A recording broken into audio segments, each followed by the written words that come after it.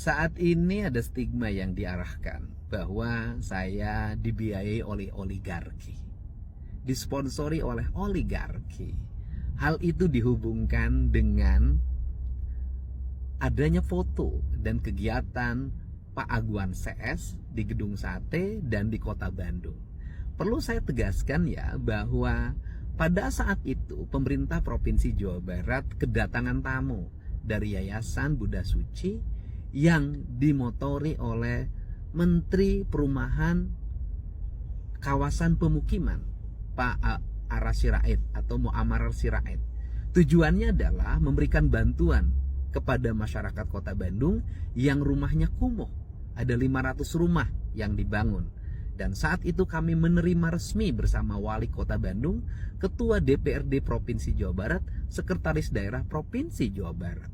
Kemudian setelah itu saat saya berkunjung ke Takokak, Kabupaten Cianjur bersama Bupati, saya pada waktu itu meresmikan masjid, yang masjid itu dibangun oleh Yayasan Arta Graha, dan di situ pasti pemiliknya adalah Pak Tommy Winata.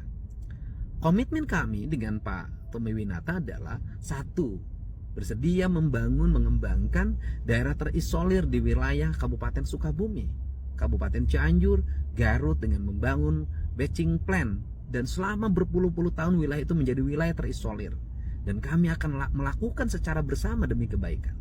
Yang kedua, menjaga Gunung Wayang dari berbagai bentuk intervensi perusakan, mengembangkan kembali habitatnya dan ekosistemnya.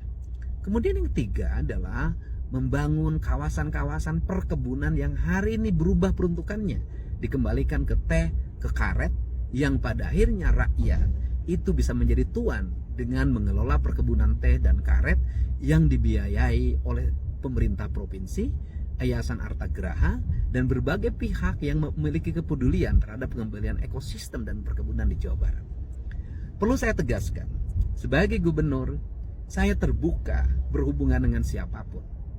Sebagai gubernur, saya terbuka terhadap dunia usaha, selama dunia usahanya adalah dunia usaha yang legal, tidak merugikan masyarakat, membayar pajak dengan baik, kemudian melahirkan regulasi tumbuhnya lapangan kerja, dan dilakukan secara terbuka.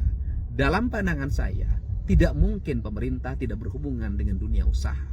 Selama berhubungannya dilakukan secara terbuka, kemudian bertujuan untuk kebaikan dan kemakmuran rakyat, tidak merugikan rakyat, tidak merusak lingkungan, tidak mencemari lingkungan, tidak merampas hak-hak negara dan hak rakyat, bagi saya tidak ada masalah.